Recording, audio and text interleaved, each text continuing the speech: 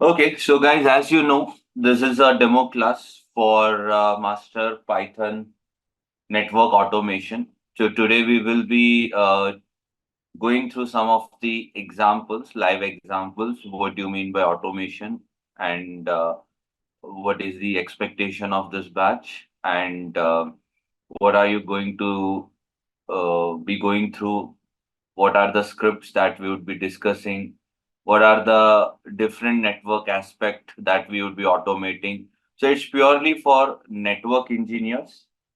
So if someone of you is from application or let's say web development, then this will not help you because this is not a generic automation. It's basically the network automation, the traditional networks that you guys been doing all over the year. So we are going to see how do we automate. So this is basically the course page which I've just show you now.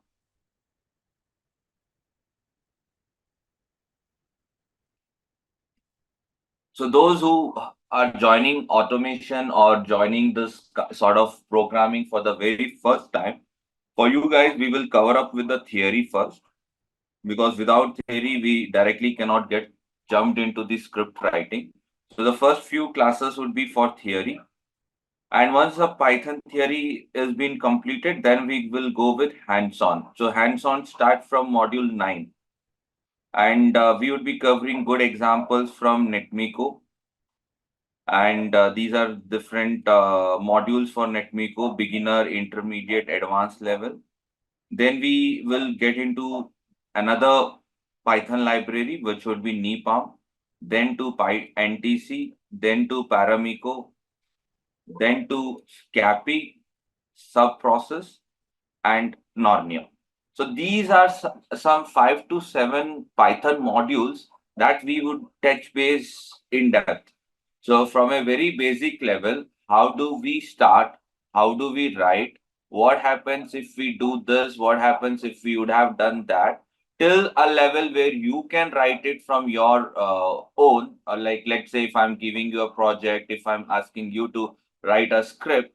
So to that level, this would be discussed. The main agenda of the course is to you guys to get started writing your script. It's not that I would be writing something and you just would watch. We would be more focused on the hands-on here. Fine. So after the Python library, we would now touch Ansible because Ansible is very popular when compared like to Python. Ansible is also very much in high demand. You guys are already working in a project. Definitely, you might be aware what Ansible does and what Ansible can do. Or in case if you were uh, attending an interview, definitely they ask you if you have hands-on on Ansible. So this course is again from basic to advanced level. So what we are going to touch Ansible would be something which hardly you would have seen in any training requirement. It would be more like a real-time Ansible topics.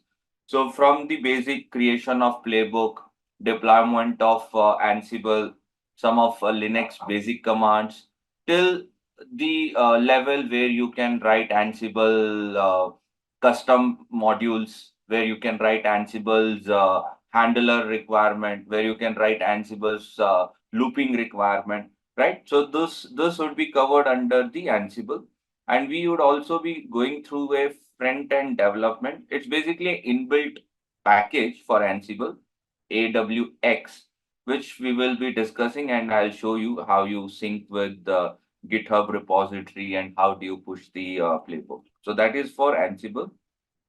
And then we go to the third part of automation, REST API, which would be done via Postman and Python scripting. Now, the main target devices for REST API or any API automation would be those devices which are those are built on the graphical dashboard. Say, for example, SD-WAN, SD-Access, Nexus, FI Altium, Palo Alto, whatever technology that is built on graphical interface, this is what we would be using, REST API. Okay, any dashboard. And for a backend like a SSH based transport communication, we would be using more often Python libraries, SSH package. So we will discuss about the communication protocol, because you need to have a reachability to the devices, either over on SSH or HTTP. Then only you can automate it. Otherwise, how would you even run a script? Fine. So after the REST API, then we will go to our OEM blueprint. This is from the certification point of view. So in case if you guys are planning to be certified the CCNA DevNet, then we are going to cover the official blueprint as well. Okay. So these are the modules of a complete 2 to 3 month of package. So we are giving two free trial session, that is today and tomorrow, and later you can decide whether you would like to enroll, or this is something which is not going to help you, right? So this is something, because what happens is if in case you are afraid of programming, and if you have that mindset this is a programming and it's not my cup of tea, then you will never learn this, right? All right. So basically, see, this is a basic to advance. So as I told you, we would be going through the basic first, and then we would be keep moving. All right. Now, before we get jump into any major discussion, since this is a demo class, I will first set some sort of ground lines, like what this is and what is automation basically. So this is some presentation. Basically, I will not be following a presentation for a longer period, because I don't feel comfortable with so many slides and all those. I prefer it writing it myself, or I do it in a live example rather than a, PPT or PDF. Okay, fine. So, do you guys know what are the challenges that we face? The challenges that we face in the production, and why automation is important, or what is the purpose of automation?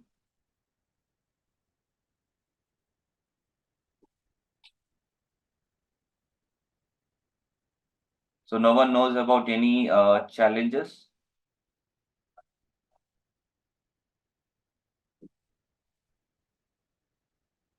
You can use a chat. Definitely, we will have a Q&A round after some time.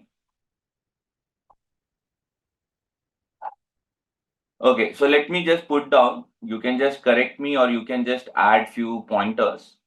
So how many of you are still taking a backup in your production? Let's say your management is asking you to take a show run. So how many of you are still doing it a manual?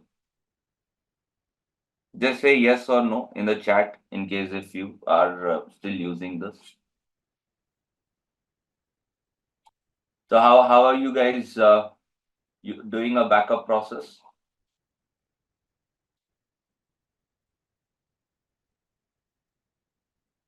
Okay, so if you guys want to unmute, let me give you the unmute rights. Basically, there are a couple of people here, so I don't want it to look like a fish market. So take your rounds and you can unmute and you can tell me and go back to mute. Well, most of the automation, I mean, of the backup for us are done with software. So I think the job already configured to run at certain time. Yeah, so what kind of software? So we use Vim. Okay, so is it a free or a paid version? It's a paid version. Yes, so that's not good, right? Yep. Yeah. So backup, but still doing with paid version is not good, because the companies are looking for cost cutting methods. When you have Yes. options like Python, Ansible, which can do it for free, then why company would pay for something, right? So that is why I put this topic. Okay, we'll move next. Let's say you wanted some output. Okay, let's say you just wanted some output of show IP int brief or show run, or let's say my BGP neighbors flap. So I wanted quickly to log in and get my BGP neighbors. So what is the method that you are using currently? Oh, I mean, okay, just to make sure. So when you ask, how do we do backup? Are we talking about network devices backup or servers backup in general? Because the question was not really specific. See, I'm talking from network side. I'm not a server guy. Okay. Okay, so from the network side, oh, okay, so I would we using some script on the Cisco. So it's not really Python script, but it's a job scheduler in the device. Not sure if you've heard about it. Okay. All right. Okay. Yeah. Okay, fine. So coming to the second question, if in case if you want to push show command, so what would be the method? You usually log in and get the output. So Okay, if I say that there is no proper inventory, then how much time it will take? If Yeah, let's it say will take you some don't know much your device time. IP, if let's say you don't know your device IP or you don't know the credentials for those device, because network engineers work on a shared infrastructure where they might be having 100 customers. Let's say one of the customer is having a outage. So how would you start troubleshooting now? ping expert. I mean, take a No, no, no, no, sample no. IP I'm not address asking you source. troubleshooting step. How would you even Mm-hmm. fetch just three commands for a shared customer? You need some details, right? Like IP address of that You can customer Yes, yes. device, via credentials. console. Device Via details, IP console. details, and all. We log in via console. Get the Sorry. By using Telnet, we can get the IP. We can get those information. With Telnet, you will get the information. Yeah. So if I open my putty or CMD and if I do Telnet, which IP should I put it? No, no, The telnet we device can't get IP. any information. Okay, see guys, I'll mute everyone because just come one by one so that you know it's a good discussion. If otherwise, it will disturb all of them. See how Telnet will give you a connection to the device when you don't know the IP address, when you don't have its knowledge about the BGP. Would you spend time on finding out these resources during the outage? That where is my BGP router connected? What is the IP of it? How do I take a SSH of it? What is the credential for that? So how much time it is going to take for that? For just figuring out a very basic detail, you will spend an hour, and might be the site is down for now an hour. So who is going to raise the circuit issues with the ISP? Who is going to send an email to them just saying that your site is isolated, right? So at scenarios like when you have outage, you don't get enough time. You have only 5 minutes to pinpoint the issue, circuit type ID, and notify the ISP people. So for that, in case if I have a Python script ready and I have all my devices that are terminated to ISP, and if I run this script for this particular devices, let's say I have 10 BGP routers for that customer, let's say customer Pepsi. Okay, just an example.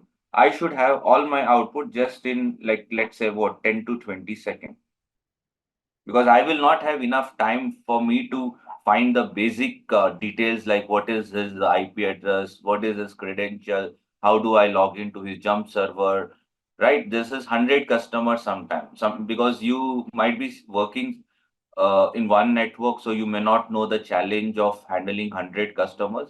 But yes, there are certain job roles where you deal with shared customers, right? So if you have a script with you with all the things put into that, just select that I want this location, let's say customer Pepsi or customer Coca-Cola or customer whatever, customer Infosys, whatever.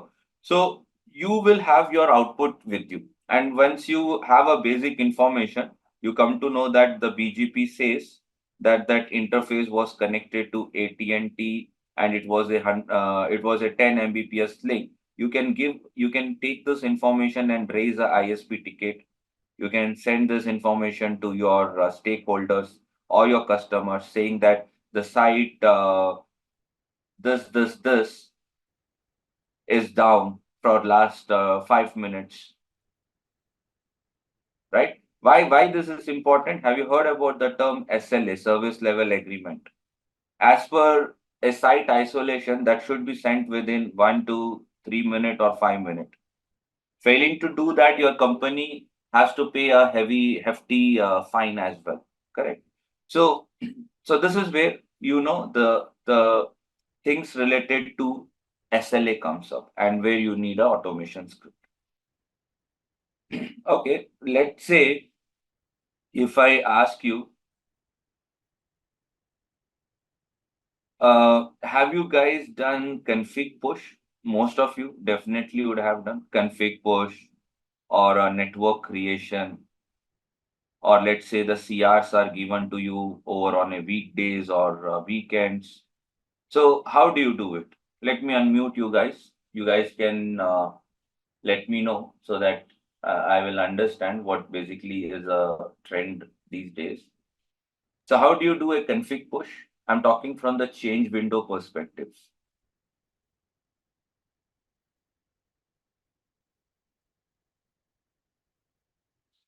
You guys are being unmuted. Just try to unmute. Do you have the option? Yeah, I mean, Yashwant, I see I you. do manually. I mean, I never got a chance to work on this automation Okay. thing. So I'm How pretty much many new to this. how many devices you have in your protection? Uh, I mean, Just a almost like, rough number like 500, 1,000, yeah, 2,000. 1,000 plus, 1,000, 2,000 plus. Yeah, because I work on Cisco, Juniper routers, firewalls, load Okay. balancers. Okay. If I say one of your network, let's say just an example, that this IP is exhausted. Okay, because this is a class C, you will have 254 usable IPs. If I get a requirement that this network is now exhausted, we are having more than this and we need another extra network. So basically what happens is when you create a L3 network, L2 need full VLANs, etc., you would be doing it on all the routers, right? So let's say this is the border routers, then you have a switch, then switch distribution switch to access layer switch, the access list, the the VLAN configuration, the layer 3 configuration. So it's a three-tier architectures, right? So let's say if you are touching around 200 to 500 devices, so you need to do all the things over on all the devices that is running, which is again not feasible during the change window of 8 hours. Let's say you are having a 8 hours maximum, but it can vary. It could be 6 hours of change window, or it could be 4 hours of change window. So these kind of config push needs enough time. One thing. Second thing, the human error that you would make. Let's say if I'm being given a config lines for R1, but what if I copy it on R2? Or if I been given the configuration for my distribution switches, but if I copy it on a access layer switches, right? Because I am running out of time, I have to complete this. So there is a chances that I might do a human error and my network is down now, or it is having a conflict, or it is having a duplicate IP configured, or might be I have power down one of the major interface which was downstream connected to my rest of host machines, right? So there could be n number of challenges that you can face. So to avoid such things, what we nowadays do is we come up with scripts, Python script. Let's say if I have all the things mentioned in my Excel file, let's say this is device one, RTR, its IP address, its config. Let's say on the second device, its IP address and its config, and so on. If I have, like, let's say, all the switches and all the needful things, and using Python, I just have to execute during the change window. I don't have to worry about copying something from one to other. I don't even have to do a, be worried about the time concern. My script will be basically doing it. It will be taking care of it from device to device, and do the needful thing. Say, for example, if I just show you one template for the config push, see this kind of template I'm trying to see. So if a template like this is given to you, the device IP, its host name, the device version, it could be anything. It could be Junos, it could be F5, it could be Palo Alto, it could be Cisco, Nexus, its credential, and its config. Configs can be again from the device perspective only. This config can be different. The next config can be different while you create a network creation or some change window. So let's say if your management or the change team or the L3, L4 engineers, if they are giving you the configs like this, you can just write a simple script and push the entire thing. And you can also validate at the end if the things are done or not. Okay, this is what I was referring from the config push point of view. So you guys are clear? Anyone has any other way of performing this config push, or what was your approach?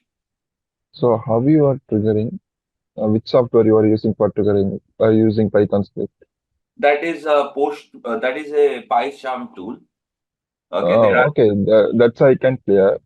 We are using Python script and we are using Ansible script for developing the scripts for getting outputs.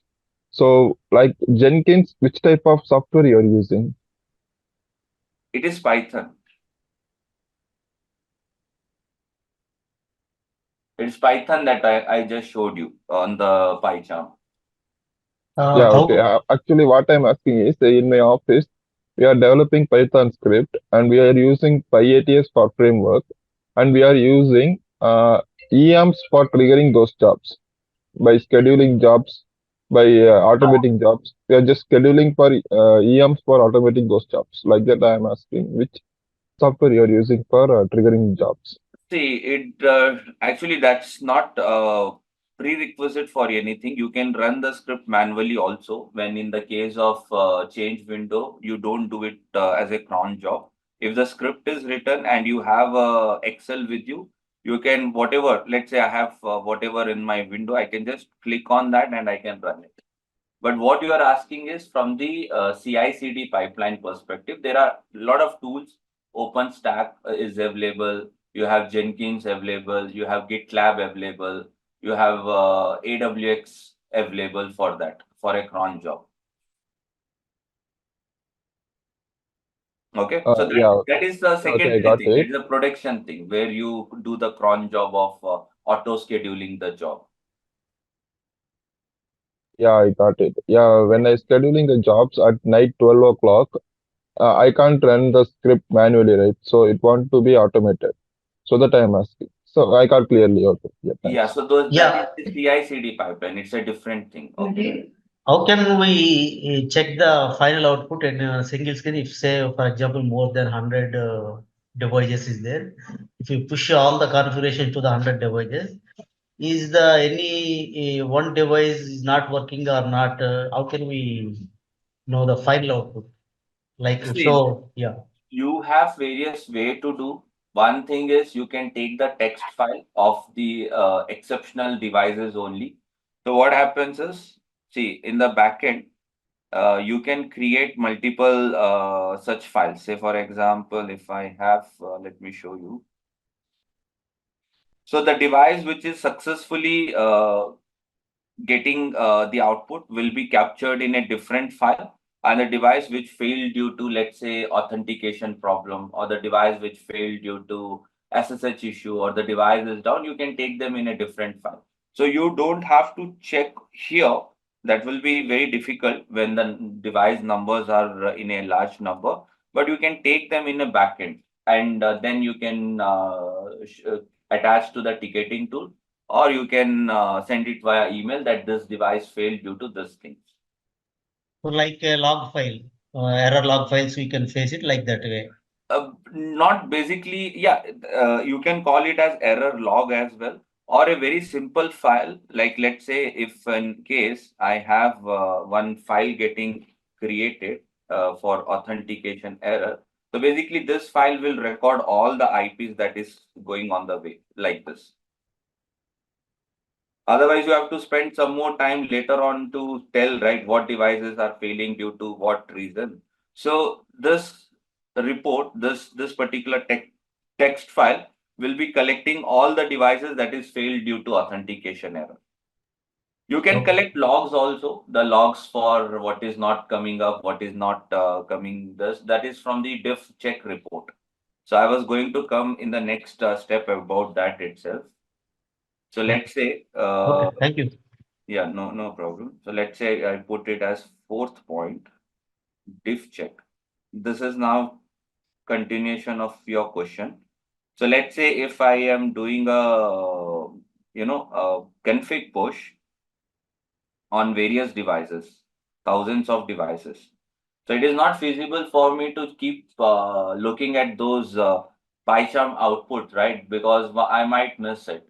Uh, so how do I come to know after my change that, let's say, device one is all good, is all green from my pre and post?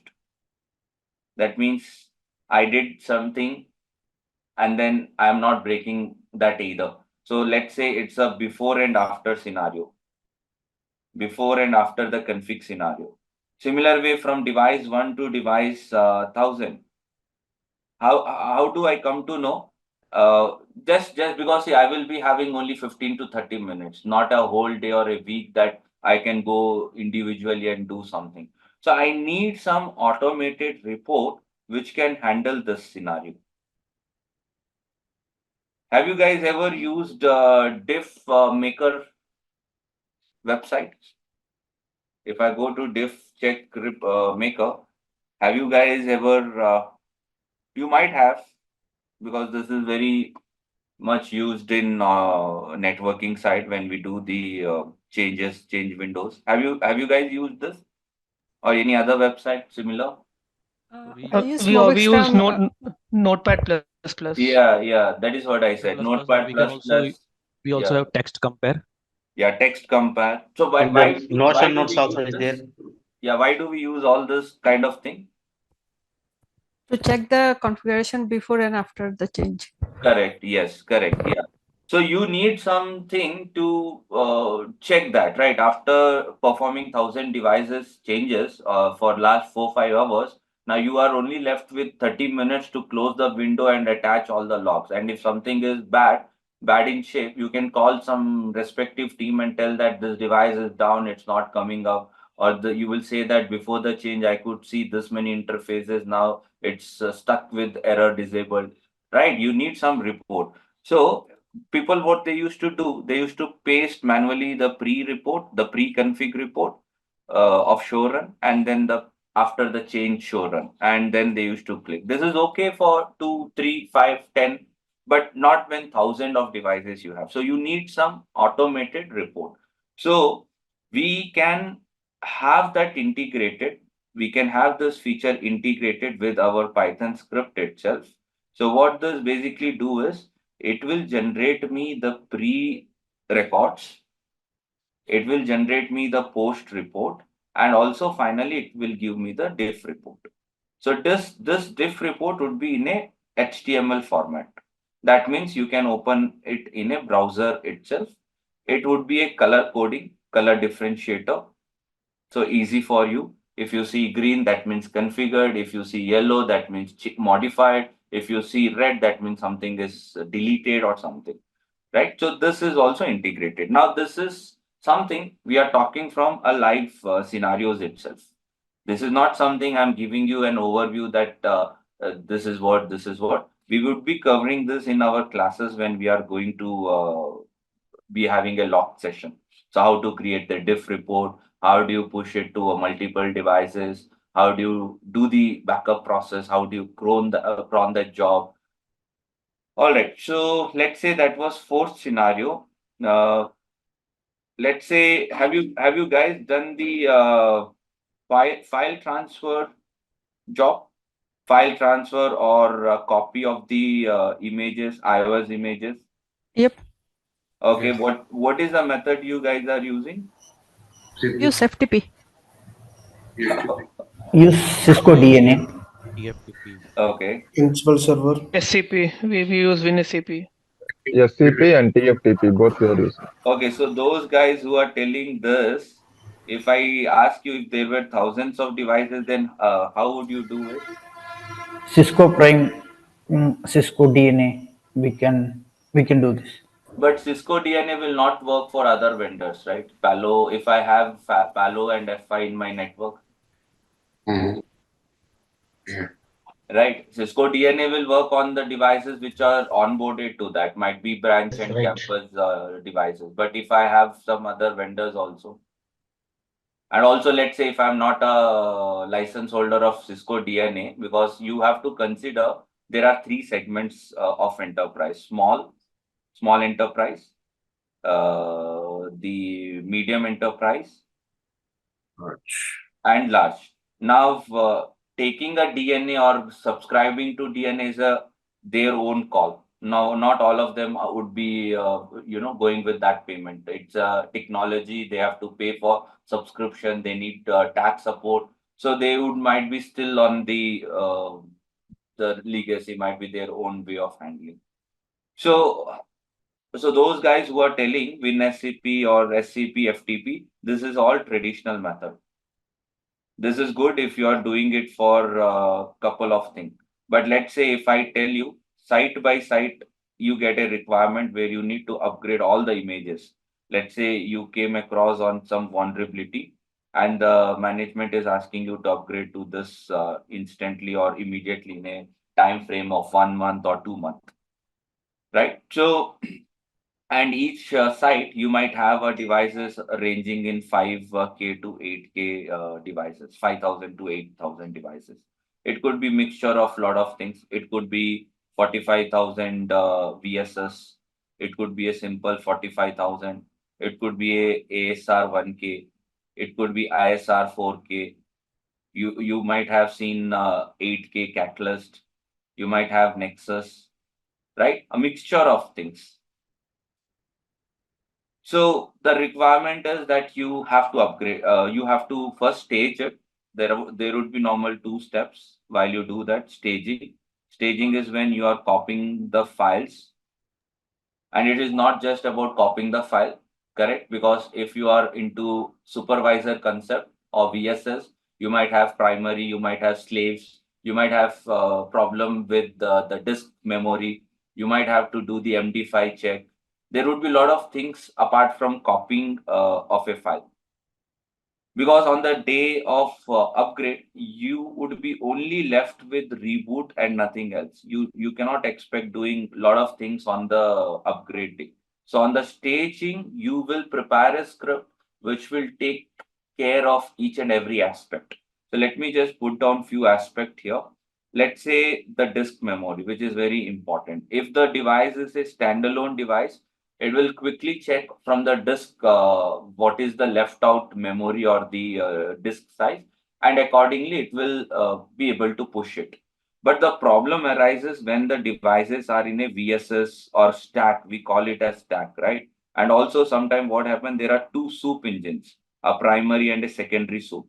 So in such scenario, what happens, the file that you're copying should be copied on both the file, not just on one file, because you will first reload the secondary, then you will bring the first one. So what happens is, in case if your script is not able to check the memory size or the left out memory of slave, and during the upgrade process you go and try to want to do the upgrade process, but let's say if the image was not copied, then this is like untouched on the day of upgrade. So your script should be smart enough to see the disk memory of a standalone and a stack based devices as well.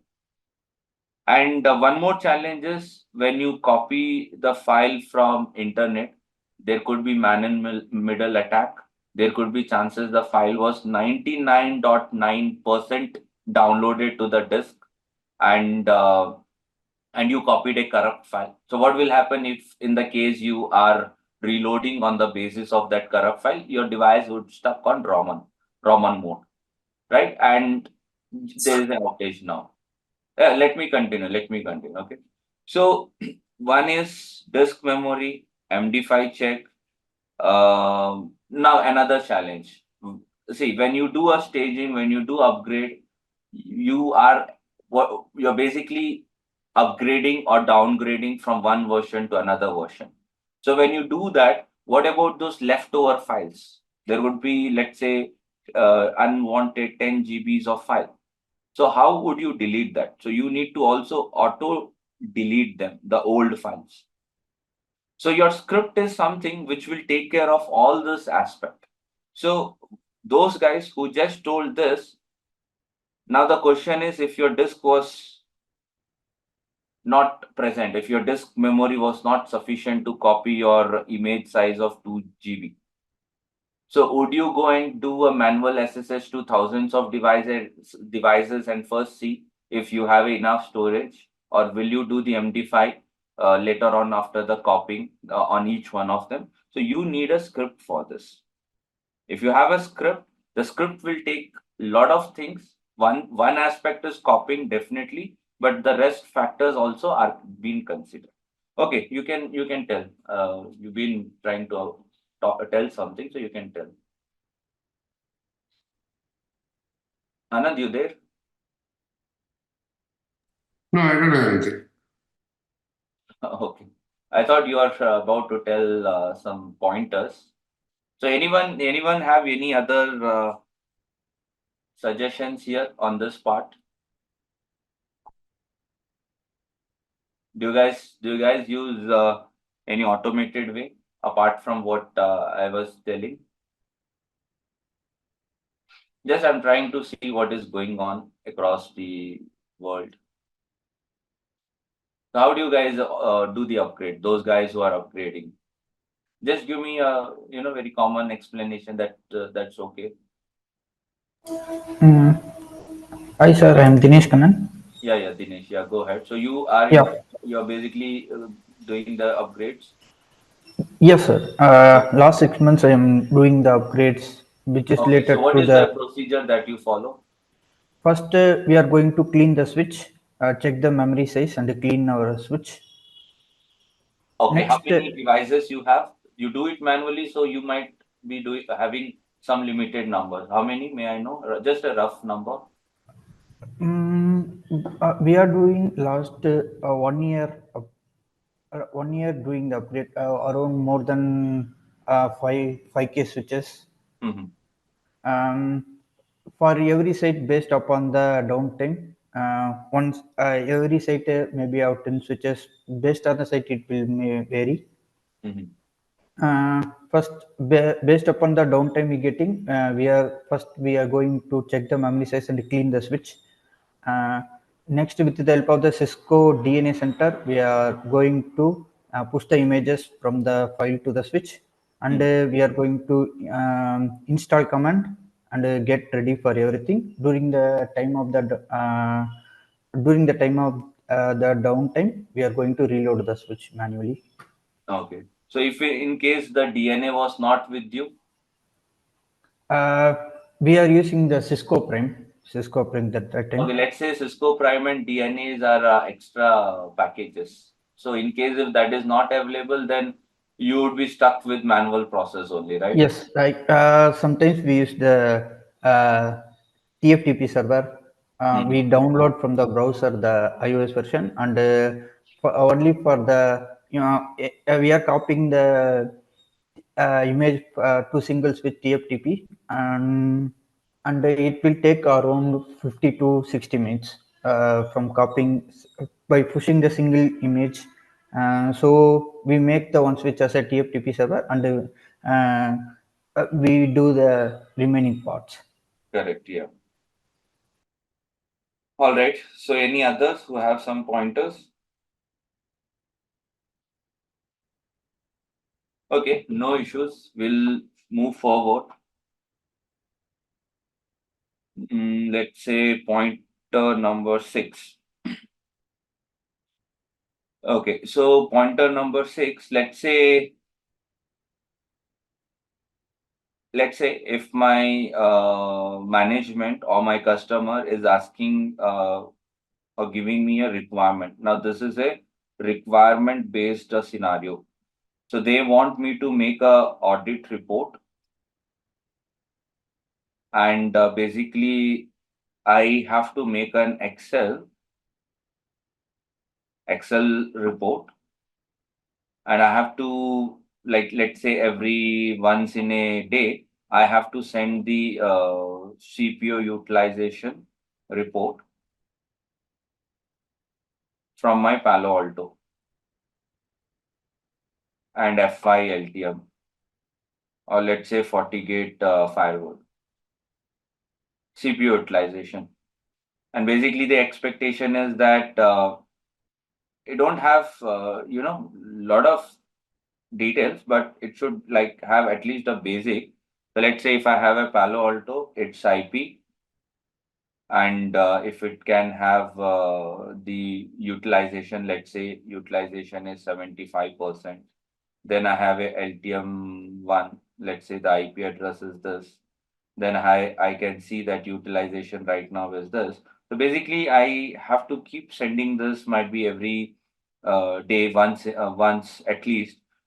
So right now, what I used to do is I used to do it manually. I log into these devices. Let's say they're not big numbers, like let's say 10 to 15, but I used to do it manually, log into each, then do some calculations, and then make my report. Now I'm being lazy enough. Daily the same thing. So why should I keep doing the same thing, right? I can make some arrangement now using a script or something. So this is the ask now. Now the management says that give me the report daily, and whatever method you are using, you can go ahead and do it. So this is where you can again come up with a script writing, a simple Python script. And in case if you guys have worked on any modules or any libraries, like let's say example NetMiko, you can come up with Excel writing. Okay. And how would I get the needful data? Let's say if I want an exact data, do you guys know how to pull the exact data from the device? Let's say if the CPU total is showing me 80, okay, 80% or whatever. The free is showing me, let's say something this. So I just want to fetch this information. And then might be I want to apply some calculations and convert it into a bandwidth utilization, right? I need exact data.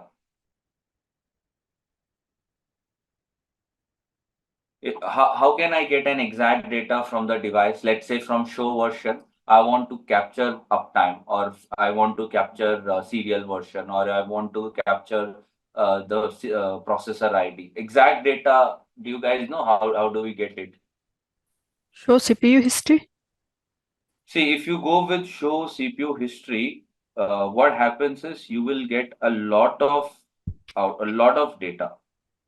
Say, for example, That's it. We can pick up the specific line based but on our again, that requirement. line will have English words, right? Say, for example, my audit report can change from requirement to requirement. They're asking me to make a report which will show me uptime, or they will show the report must show me the exact reason or whatever, or let's say that it should give me the serial ID.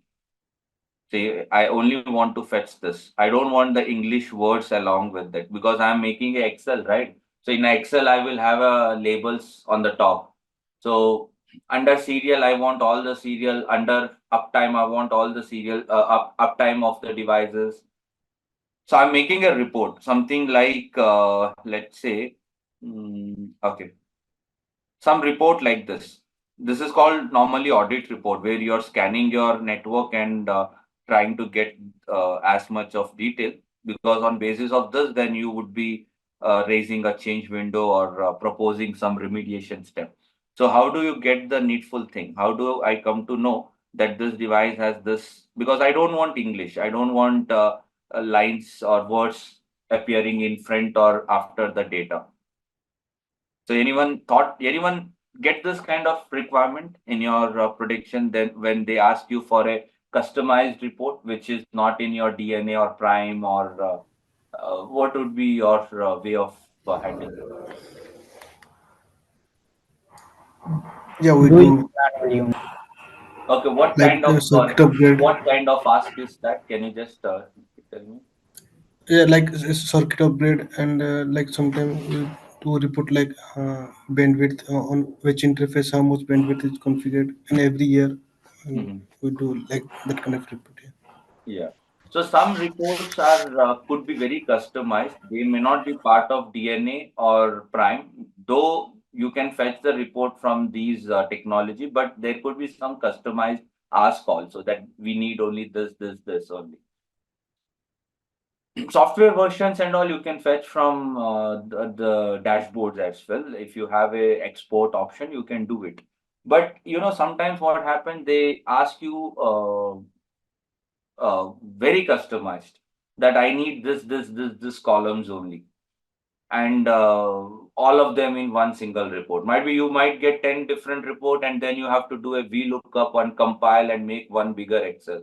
So it will take a lot of time, manual effort, right? So if I say that you can write a script with all the needful things from that particular ask and get you this kind of output. So you want to add or you can modify, you will do it in the script, and the output will result in this way. So bandwidth report, or in case if you are making an audit report of all your switches and routers to see how much disk memory they have it before you want to copy. Though if you have a script which will do that, it's fine. But sometimes, let's say your customers are giving you such requirement that give me the report. I want to see what is going on, and then we can think about the staging or copying of the file. So this is done by regex method. Do you guys have ever heard about regex? Regular expression?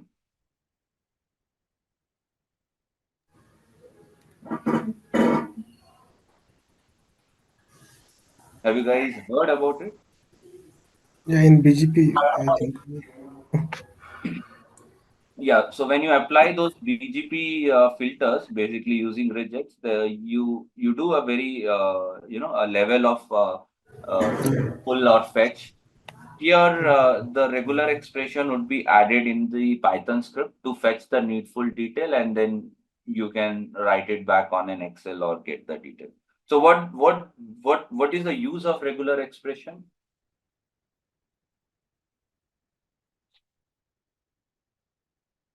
It is one of the Python module No, it is not where you module. can find and No, it is not module. We can filter. Like filtering, yeah. Yes. What Yes, basically it's for what use for filter. correct? What this basically do is it will match the pattern that you are writing. Say for example, if I have the output of show version, okay, a lengthy output. Let me copy this output.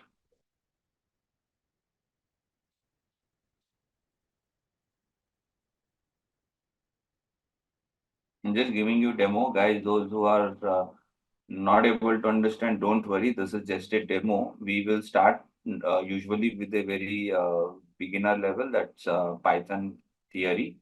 So today is just a overall discussion on what is automation, etc. So don't worry at all. See, now let's say this is my output. Now I want to fetch this and then copy paste in my Excel. So I want a regex for this. So what I will do is first I will make a constant placeholder. So where is my placeholder? Let's say this is my placeholder. As soon as I put a placeholder, it starts matching the output of show version. It will say that there is one match form. Do you see on the right hand side? There is one match form. Now, match found is good, but how would I get that data, which is what I'm looking for? And this can change. It is dynamic in nature. Your rejects will remain constant across 100 or 200 devices, and the data will change from device to device. No serial ID will same for multiple device or more than one, right? So you want that data captured. So for get that data, you can write some pattern like this. Now, when you write the pattern, you see you got that data fetched separately. You have the match plus you have the data. And when you put this regex by making all the needful things, let's say white space, and this is a non-white space where you are printing the character. Now, this is a pattern. It's called as a regex pattern, which you have to keep it in the Python script. Run the show command first, show version, and on top of that show version, you will run the regex and get the data, store it in variable, and that variable you will print in Excel. And the outcome should be this report. Say, for example, this report.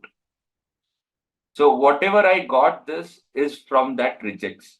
I have to write regex to match the uptime, IP addressing, serial, processor ID, and each one. So you can write multiple regex patterns. You will bring this regex pattern to your Python script.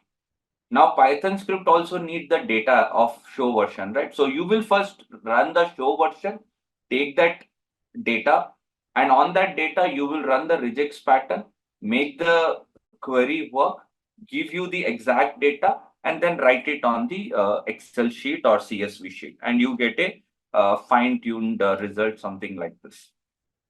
You got some idea like how the regex does it, or what is basically this audit report and what does it mean? Okay, so in this case, the regular expressions are used. So anyone who is doing this kind of automation with using regex, I'm not talking from BGP point, because BGP point there will be some standard and you would be using it on a daily basis. But if a customized ask to create some report or something, so anyone thought about this at least, that this could be also possible?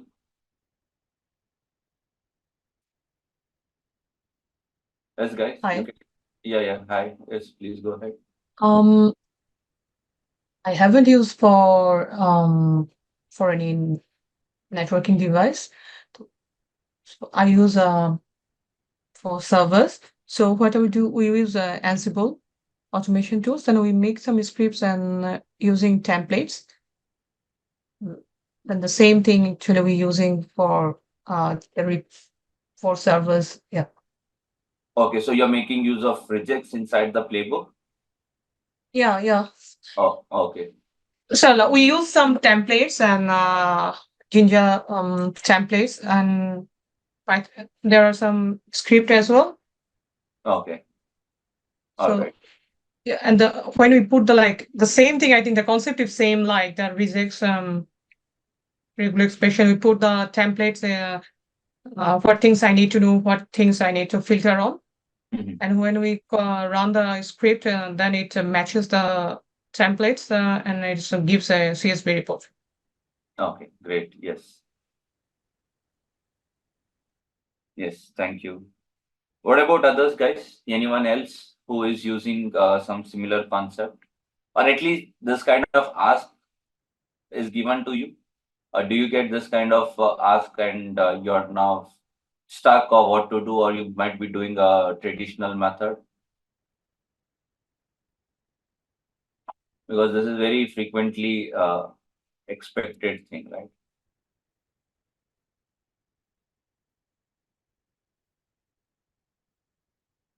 So yeah, so I have a message, Krishnan Gopal. If we can achieve all this, whatever we are you are saying, for me it is magic. I'm from old school who was doing all this manually. See, actually, there is a very heavy transition which has happened since last 5 years, 5 to 6 years, I can say. Prior to that, a lot of things used to be done manually. Even I have done complete inventory management manually, logging to each devices, making Excel so that whenever outage happens, we refer that Excel quickly, get the thing. But problem with such things are they keep changing, and we need to make always changes on our Excel. And sometimes what happens is if the number of devices are more, like in 20,000, it is never possible that we can create such reports such easily. So from last 5 years, almost a lot of technologies have come. You have Cisco DNA, you have Cisco Prime, you have this automation programming languages. So everyone looks for simplicity and the A's of performance, and human error should be avoided. The cost cutting is one more factor, and these are some reasons where the programmings are being introduced and getting more and more popular. And definitely you cannot do you cannot do a lot of things from these dashboard either. So if I say that let's say if you talk about the dashboard, then why was need of automation? Say for example, Cisco DNA or Cisco Prime, or let's say these called next gen firewalls like Palo Alto, or let's say FortiGate, or let's say Firepower, Cisco's Firepower, or let's say the load balancer. These are all well developed dashboards, right? If I ask you to go and create me a report, yes, you can go easily and generate me a report. Might be one report here, might be one report here. But if I keep giving more and more tasks over here, let's say give me a report for the bandwidth utilization, or give me a report, let's say to all the policy, might be fine. Okay, you can still do it. Let's say if I ask you that I want to, I want to configure one virtual server. I hope you guys have heard about virtual server in FI LTM. How many of you have heard? If not, then I'll give you an example of security policy. Let's say if I ask you to create a security policy on a firewall. So you guys, at least on one or two, you guys have heard about this, one or two? Yes. Virtual server security policy, or let's say very simple. Let's say if to create some, some routing protocol on Palo Alto or any firewalls, right? So when it comes to configuration, even to create one configuration, I have to first go to my dashboard. Then I have to navigate on the needful tab. Let's say for security policy, I'll go to security policy. Now I will get at least a 20 empty fields that I have to fill. I may not be aware what is what. I have to see my change plan and then do it needful. Then I go to next screen. Then I have to do another 15 field. I have to take care of it. Then I go to the next field, and so on. After a kind of 5 to 6 on-screen process, then I get the button called submit. Now this is only for one policy I'm talking about. If someone asks you to create 10 policy, then the same process will repeat during that change window. You have to create another. Then you will go with third policy creation. Then all is done via dashboard, but it is taking a manual effort. You might select another host. You might do some silly mistake, right? So on this dashboards as well, you need automation. You need automation from these technology as well. And for that, you have REST API. I can automate Cisco DNA. I can automate Prime. I can automate this next gen firewalls. But with what application? Application like Postman. I have I have API calls for DNAG, Prime or whatever dashboard. I will write the needful data that's called payload. I'll define the needful authentication. I'll do the needful API calls and I'll push it. So with one push, it can go to multiple devices, right? So automation is needed. And in case if you want, you can also make use of Python modules like request or HTTP. These are libraries and you can automate. Okay. So having a dashboard will not cut down your effort. You still have to do that repetitive process. If you want 10 security policy, the dashboard is not giving you a simpler option there. It will give you all the on-screen options, but you have to fill there manually. Then click on next, then click on next, then next. Let's say if you're not familiar with that and you have been assigned to perform, that's another challenge. If let's say I give one of you Cisco DNA and ask you that this can be used for copying of image, so do it. And if you're not from that technology, would you be thinking you can immediately grab that? Or at least if, let's say you even grabbed it, you had enough KT session, now you are copying the images, still it will take some on-screen process, right? Let's say if you have option to select some couple of device and do that task, yes, okay, you can do it. But sometimes some things are not that way. Like copying of images to 10 devices or 100 device can be a template. But creation of security policy, how that can be a template, because 10 security policy can be different to each other. Might be one security policy is for CCTV, one is for ATM machine, one is for let's say some guest user. So they are of 10 different ACLs, right? So how this security policy you would have a shortcut from a dashboard? You need a automation for this. So automation comes on the dashboard as well. So we'll just talk about the ways to automate.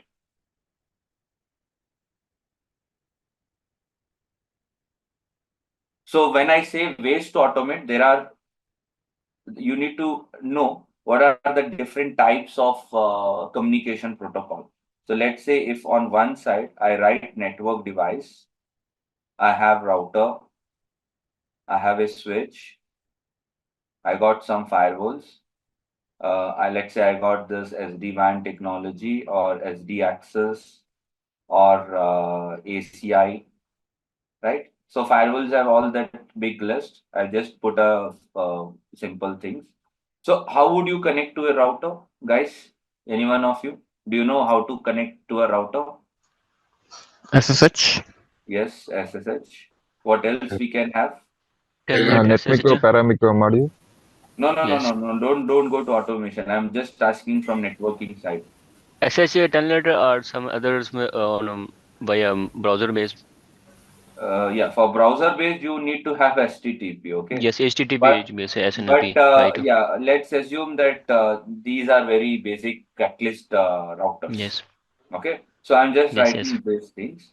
Same same goes with the switch as well, right? Almost Yeah. a similar thing you can mention. What about a firewall, like a next gen firewalls? GUI. SSH and GUI, No, HTTP HTTP. and HTTPS. Yeah, but see, those guys were saying GUI, the graphical interface, on what protocol it communicates. That you need. HTTPS. Yes. HTTPS.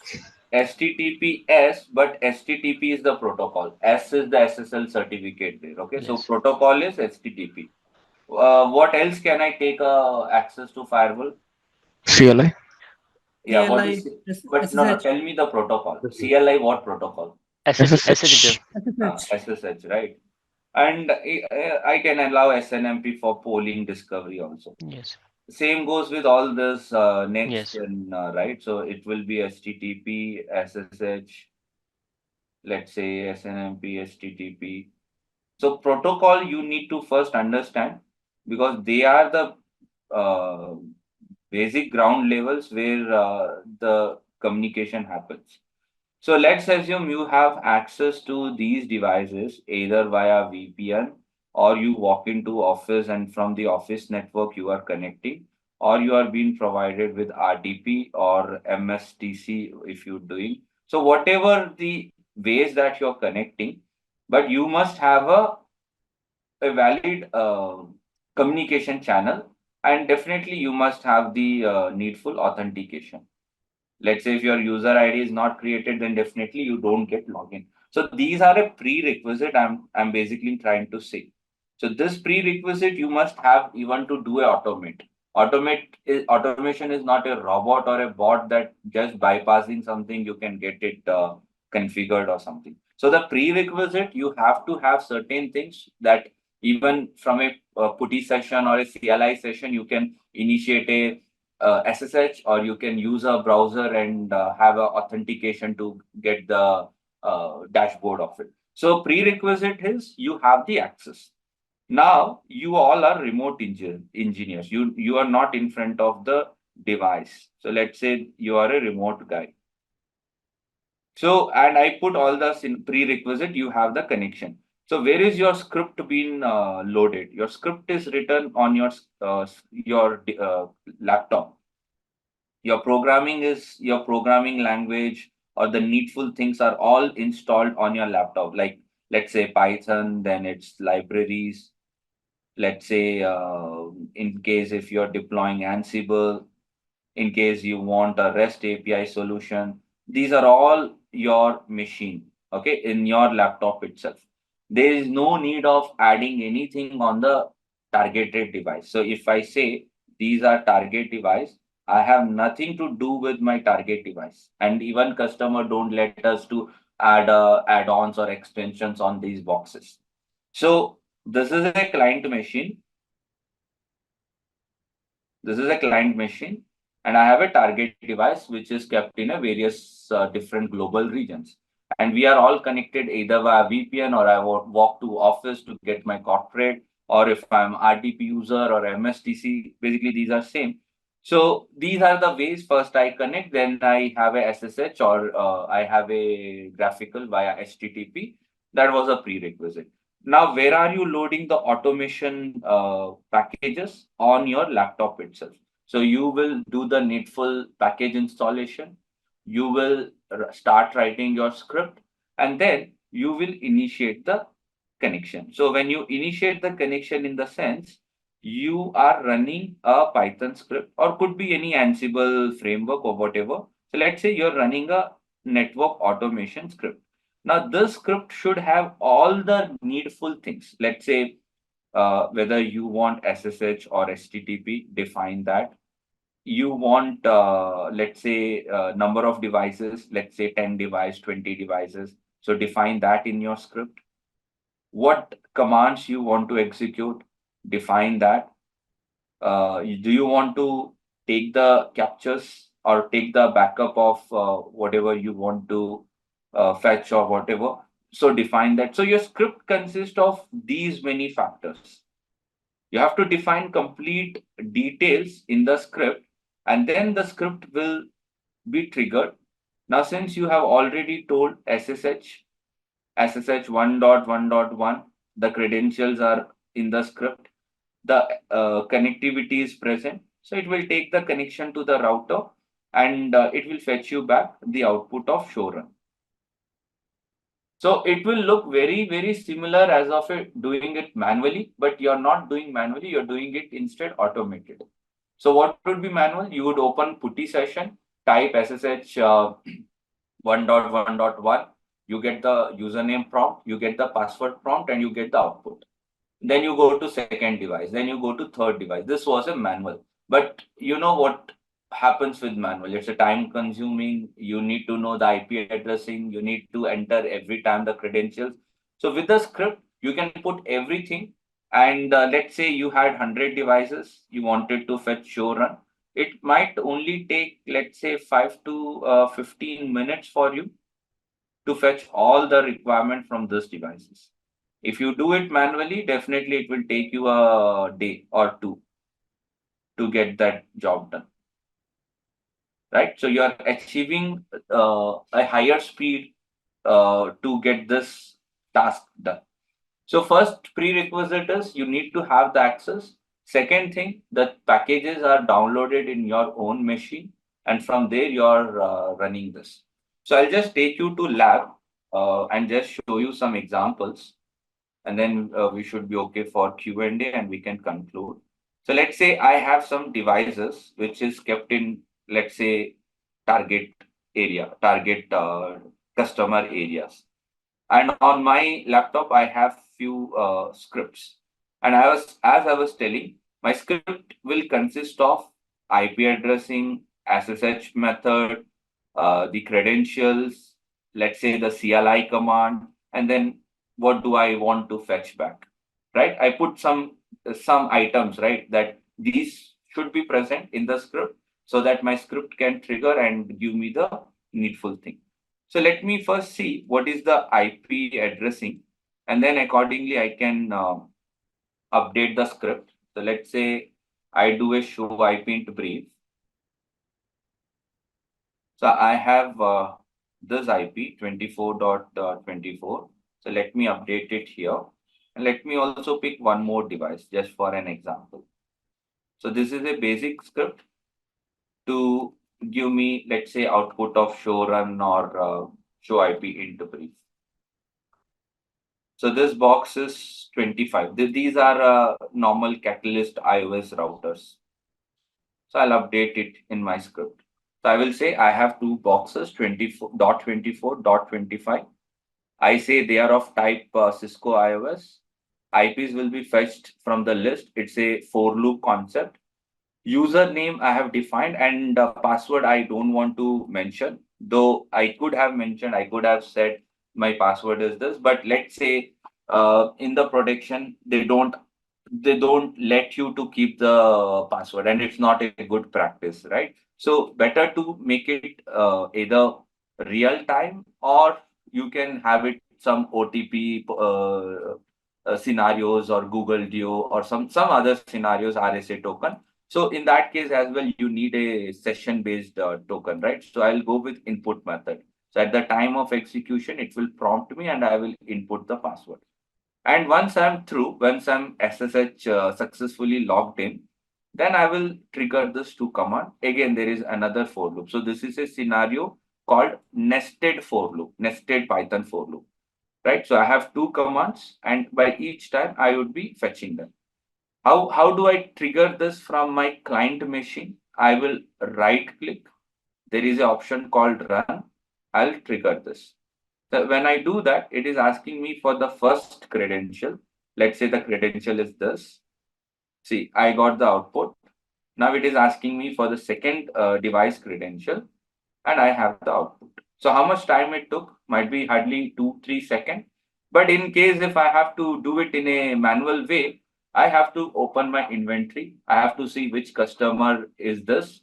Then I have to get the IP address. Then I'll go with the putty session, right? Then I will say 172.16.24.24.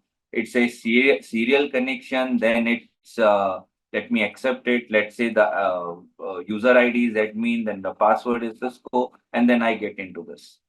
Then I trigger my command show IP int brief. Then I trigger show clock. So how much time it took? Just for one device, I might have taken a 5-10 seconds. Now, if I have to do this process for 100 devices, my whole day would be wasted on getting few things. But script, what happens? I prepare it once. I feed it with any number. I can go on with 1,000 numbers here, and then just run those two CLI commands across on them, and my job is done. And I'll tell you one more challenge with this. What happens in case you want to save certain things? Okay, you don't want to save this entire session, because I know you guys can enable the sessions which will give you the entire thing, that whatever you're been writing it. But I only want to capture few things, not the entire thing. So how what would be the method in case of a manual? Let's say if sessions are created, you will manually go to those text files, crop off or remove off what is not needed, and then keep it. Again, a wastage of 10-20 seconds for each backup file. But in the case of this, what happens is I can just put a, just put a few lines, take backup in text. I can say I can go with the with method with open. Let's say I want to store the files with the device IP. I say that I want it a text format and I want it to be appending. Let me name it as backup one. I'll say that this alias backup one, do the write operation. And what do you want to write? I want to write the output of these show IP in brief and show clone, right? And that's all. See, 2 lines. And parallelly, when I'm running this, it will do its job as well. It is asking me for the first password, let's say Cisco, then the second password, and then I type it and I should wait for my backup. So do you see these 2 files now? It just got generated. If I open it up, see, this is where I have. If I open up the second one, I have the second one. So in this way, I can create thousands of backup just in a fraction of second. Just in 5 to 15 minutes, might be 100 of things are with you, which are ready to be used. Okay, so this was one example, example number 1. I'll show you one more example. Now, in this example, what we basically are doing, this is a config push requirement. I was just telling you well in the beginning of today's session that let's say if you've been given with an Excel sheet and you're making a network configuration L2, L3, Palo Alto, whatever. So this kind of Excel is being attached in the CR, right? If you are making use of ServiceNow or any ticketing tool, this kind of implementation steps are being attached. And you just need to push it. That's all. So you can write one script like this. Again, this is a Python script. We are making use of Excel RD library to read that Excel. We are fetching the data and converting into a loop format. It's called looping. And the device credentials we are expecting from the Excel. So basically, I'm reading each and every data of that Excel. First, I'm reading reading the host name, device type, then the device user ID, password, and the configs and the CLI command that I want to push it. Once I have all the details stored in the variable, and then I'm pushing it to my connect handler where I want to initiate SSH. Now it will happen one after one. First device is contacted, SSH, do the config push, take the show run or the show commands, then go to the second device and do the repetitive process. It's a for loop behavior. And in case if I face any problem with any errors like SSH is not good, see what I will do is I can also maintain one. I'll show you what I'm going to do. I'll put 2 genuine devices, that is working devices, 24 and 25, and some of the devices which is not actually alive or something. Some of the devices are not present in my network. So you know what is the behavior of a regular script? Say for example, if I go back to my example 1, and if I make a wrong IP, and if I run this, let's say that IP was not present, what will happen with your script is your script will fail instantly, even without going to the second device. That is the normal behavior of a Python script. If it sends a non-working device or if your credentials are not working, it will immediately stop without proceeding to the next. It's 11:30 IST. Guys. So you guys have to make a logic building that even if there is devices which is failing, your script should not stop. It should continue. Okay. Second thing, if your first attempt is wrong, no worries because Cisco offers you at least 3-4 attempts, right? See, for example, if you just check that putty session, you have a leverage of at least 4-5 attempts on the Cisco devices. So why not to bring that logic on your script as well? See, You can see here, the first attempt was not good, I got second. If it is not good, then I can go with third. And whenever I'm good, comfortable, I have typed the right password, am within this. So these are logics. These logics you have to bring in your script. So on the day one, we might start with a basic, but on the day two, I put some exceptional scenarios. I say that, okay, if my device is failing, my script is terminating. Let me put a logic of exceptional handling. Now, what happens if there is any device which is failing due to timed out? I am going to get a separate file in the text format, which will give me a report like this device failed due to this reason, right? So let me create that folder. Let's say it is over here. So what I will do is I'll just update it, or let me create one folder in front of you. Let's say today is what? Today is 3rd of Feb.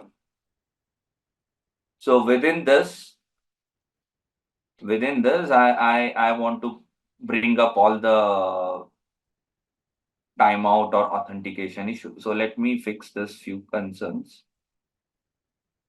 I'm updating the path actually. So I have put timed out issue, authentication issue, and in case if there is any SSH exceptional issue. For success one, we don't need because rest of the things would be. Otherwise, if you want to put, then you can also put those in the for loop block wherever you have a success device.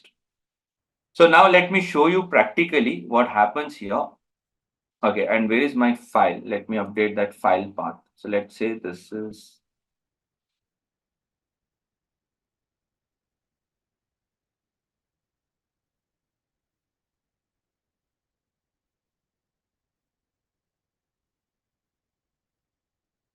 So this is where my file Excel is present, and this is where is my path where I want to bring those logs for failed devices. Now, if I run this, it is asking me for, okay, 1 second. Let me run the second example. So I'll go to that, click on run.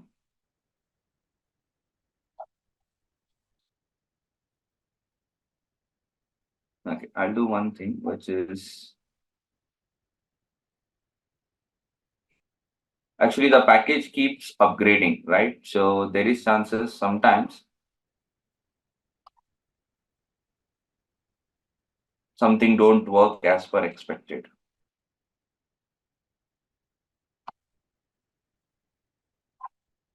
Okay, it is started reading from Excel. Where is my Excel?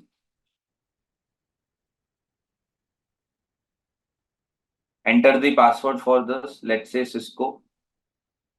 Connected. Did few things. Went to the second device. Let's say it connected. Did few things. Okay. Go to the second device. So basically, you can put those password in a automated way. You don't have to type it always. Now you can see the file timed out. See, I'll come to that. Let me complete the complete execution. So there comes a file automated which will have the number of IPs or the IPs which says that these failed due to timed out. Okay. And in case if there was any authentication problem, then there will be another notepad getting generated. Say, for example, if I stop this and rerun and make up issues with my password entry. So let's say my password entry is not good. Second attempt, it is not good. Third attempt is not good. Fourth one is again failed. So these were all for .24. I got 4 attempts. Then I went to .5. But and the backend, there was a file generated. And it says that the 24 was failed for 4 attempts or whatever. So this is when you have a log message which you can attach. You can say that out of 200 devices, 150 devices were successful and 50 devices failed. Some failed due to authentication, some failed due to timed out, and I have uploaded the log message to the needful CR, and I've closed the CR. Now the people who are behind it, they will open it. They will see that it failed due to this. Fine, okay, let's go and fix it on the device, and they will give you a confirmation that the device are being fixed.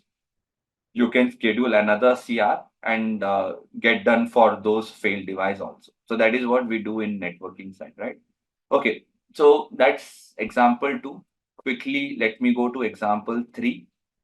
So example 3 is very similar to example 2. Here we are talking about multiple failed attempt. So just let me show you this before go to next example. So let's say in this example, I do a wrong attempt.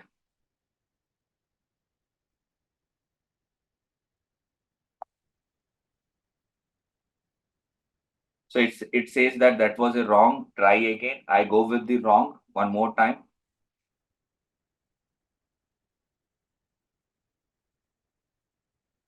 And if I do a right password,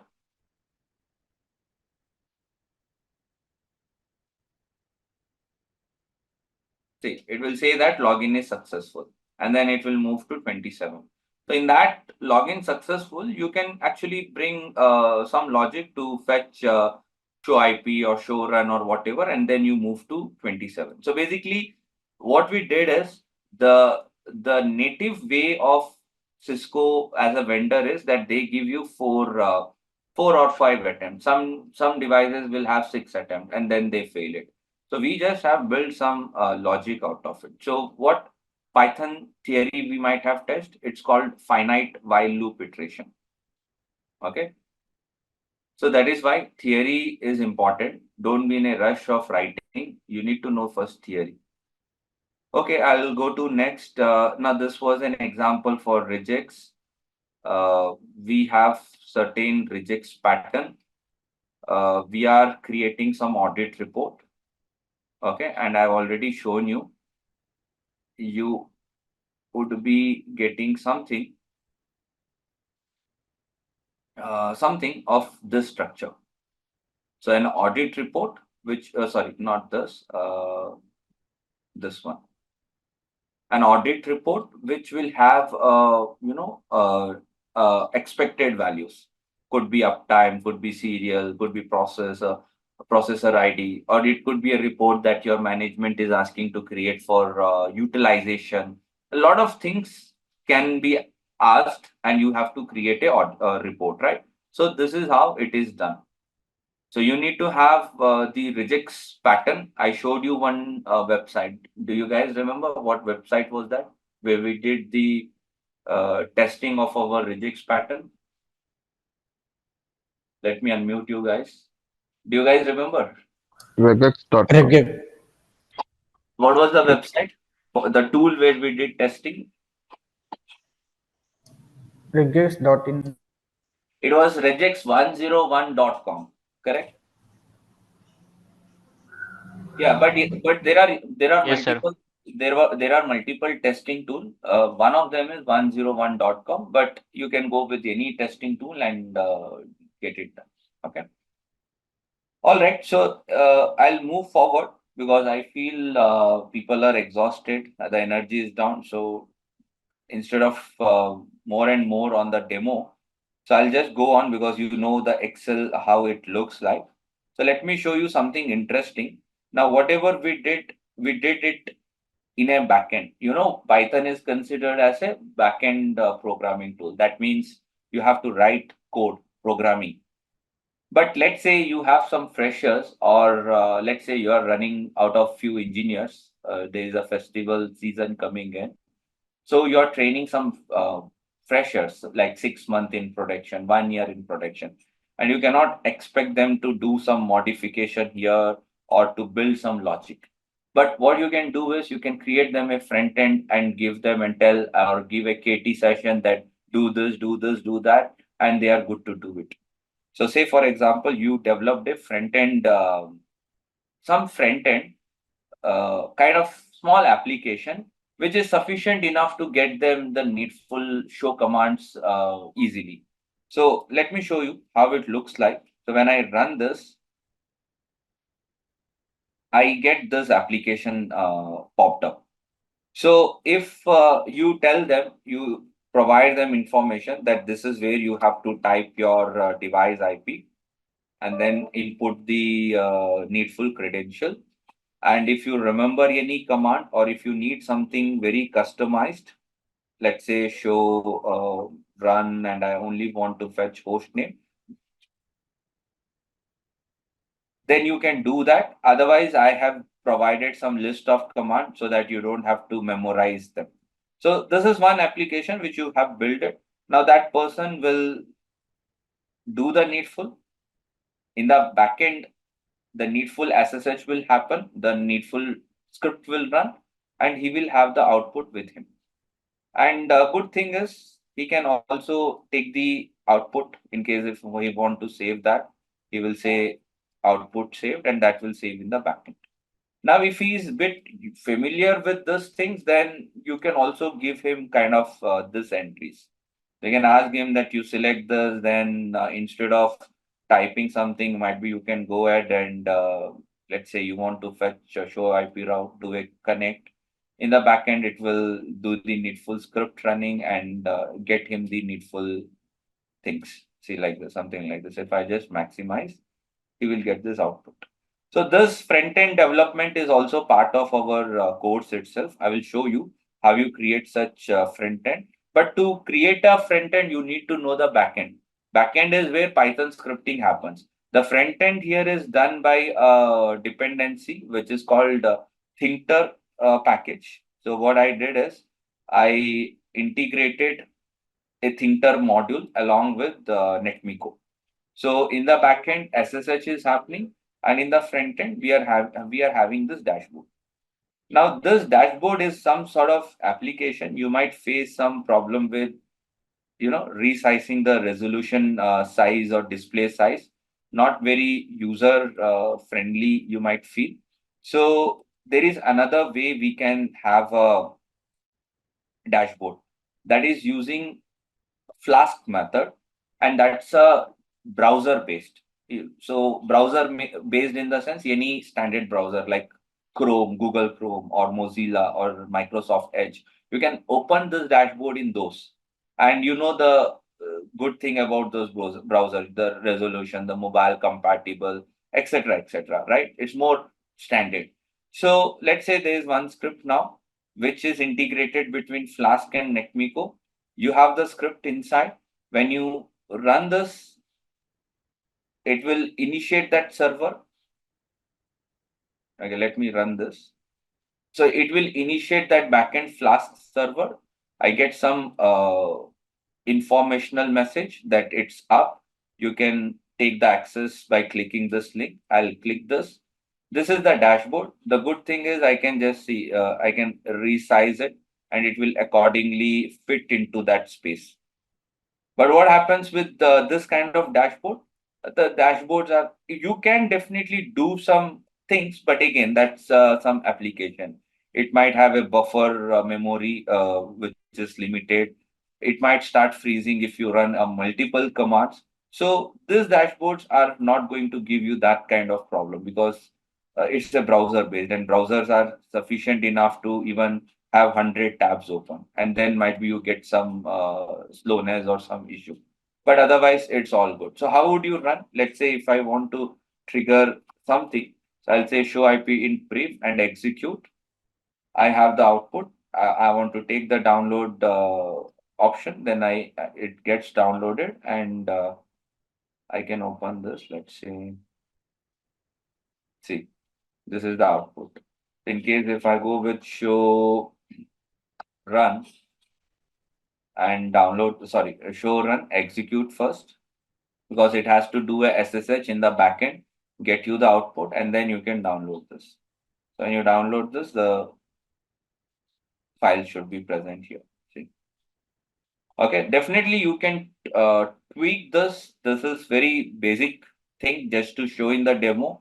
You can add many more options, many more features to this, some color coding, some proper CSS coding. If you are into HTML, CSS, Bootstrap, you can do a lot of things on the web page. Okay, so I just gave you some pointers what would be covered in the 2 to 3 month of time frame, because a lot of people have this question, I want to complete in 1 week. Do you think you can do all this thing in 1 week, or you will even grab it? So there is a systematic way that we follow.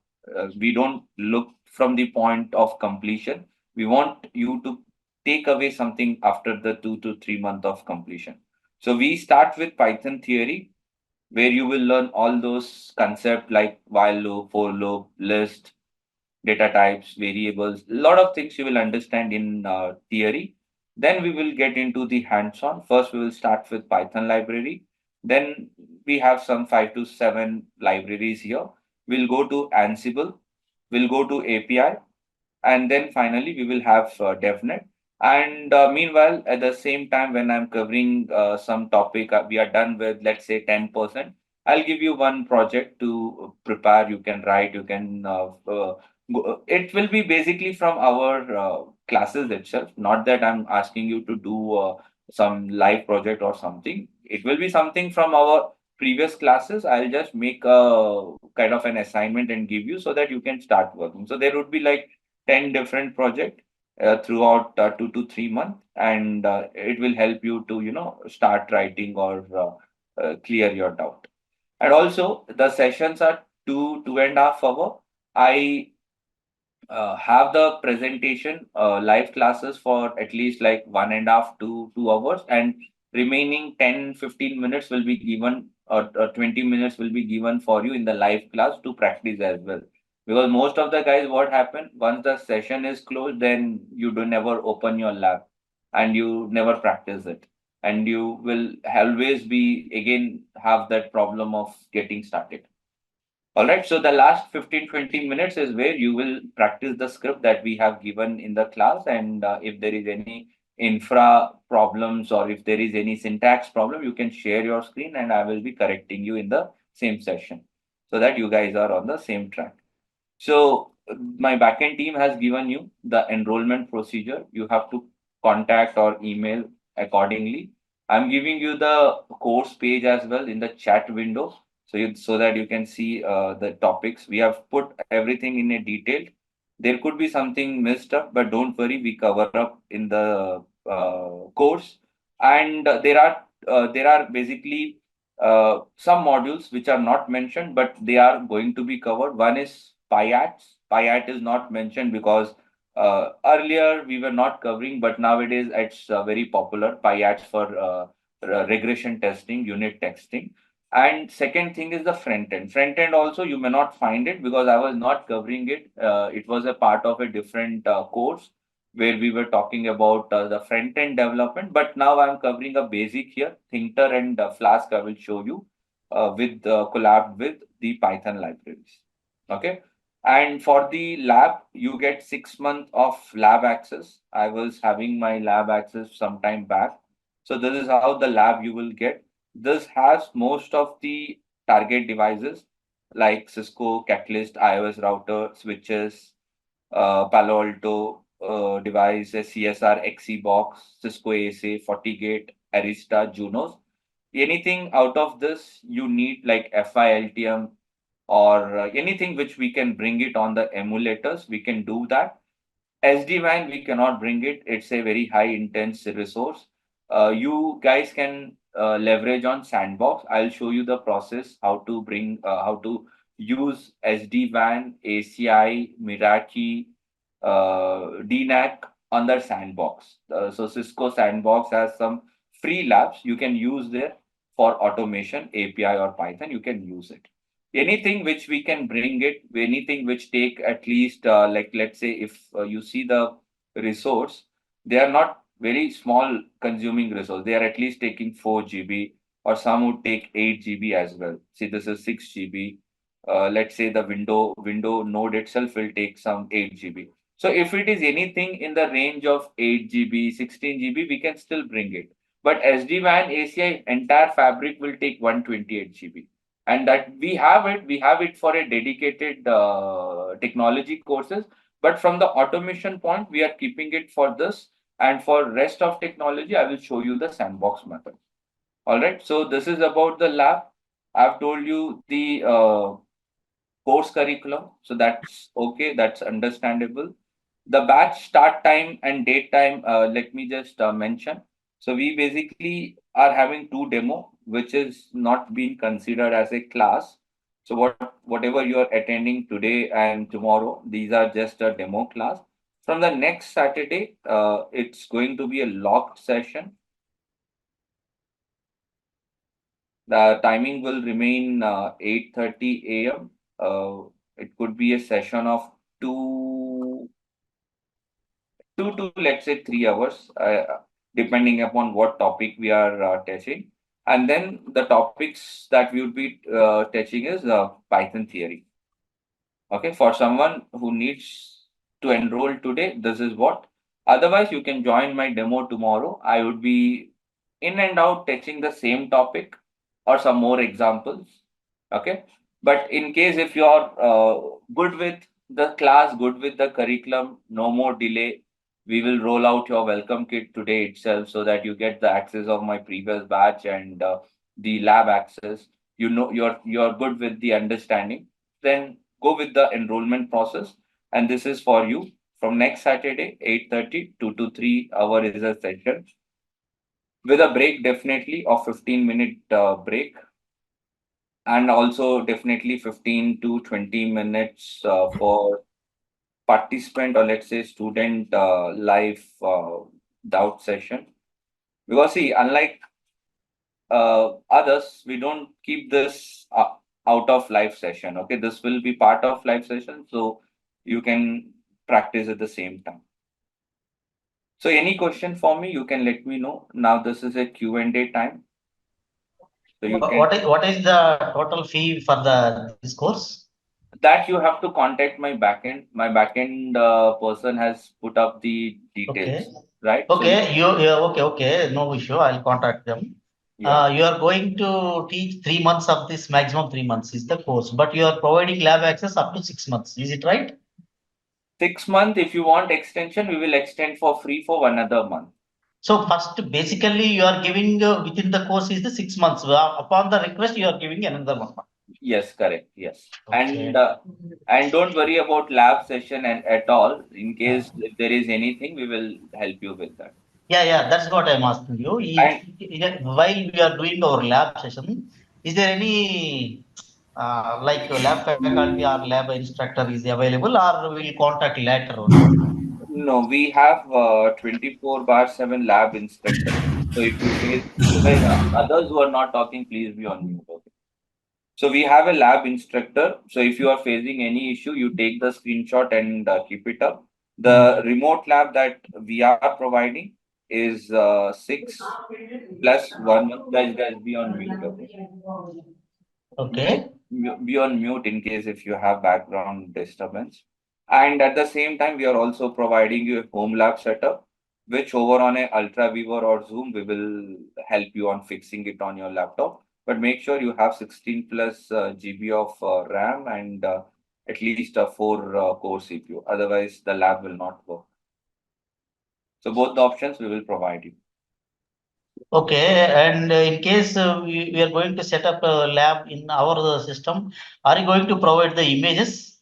We will give you the complete setup file, over file, which in case if you're not aware how to do, you can get this lab instructor and get it on your laptop itself. Okay. And Also, Sagar, yeah, one more last my doubt. Are you going to provide all the recordings, or we need to access from your website? Recording is from the portal, but it's a lifetime recording access. Okay, it's not a downloadable recording. We don't have that option in the portal itself. Even I cannot download for myself. So it's in the web portal. Let me show. I think you guys already know our web portal. So you can, once you get the enrollment, you can see the recording. No, once we start the enrollment in the course, we will get the same course up to lifetime. Correct. You get the recording. The daily live class will be put up in the web portal, and you get the access of that. And within our learning portal, you will have also access to a Google Drive, which will consist of all the notes and scripts and the API collections, okay, and DevNet notes. So all that will be kept in the Google Drive itself, which you can download and take it. Yeah. Last, my question. If we go for like a Devnet 200 or something course is there, na, in case we appear for the examination, what are the like questions and answers and everything, the material you are going to provide, and you are going to provide the support also? See, we will help you with the certification point of coverage. Okay, we will help you with the certification point of coverage. But questions, we are not the exam setter, so I do not know what is the exact question they are asking. But from our public website also, in case if you're preparing for DevNet, there are some things that we prepared earlier just for our students only. So what happens is you can go and practice or see how the questions are being asked in the exam. So But 50%. it will be like 100% passing, right? See, this is a practice set questions. Okay. And as I told you, we are not the exam setter, so it can change anytime. So I don't want to say 100% or 200%. We will give you all the pointers, whatever it helps. And one to one, you can contact my backend person and they will guide you with that also. Okay. So I don't want to say in an open forum that we are going to give you something without, So you should know that this is something which is not in our control. Okay. Also, Sagar, once we enroll it, you will create any like a group, group to discuss anything like that. You said if you have any doubts, the instructor like We that. have a WhatsApp group and we would be all part of that WhatsApp group. So if you have any issue, you can put it in that group and we will take it. Okay, understand. Okay. Sagar, I have a couple of questions.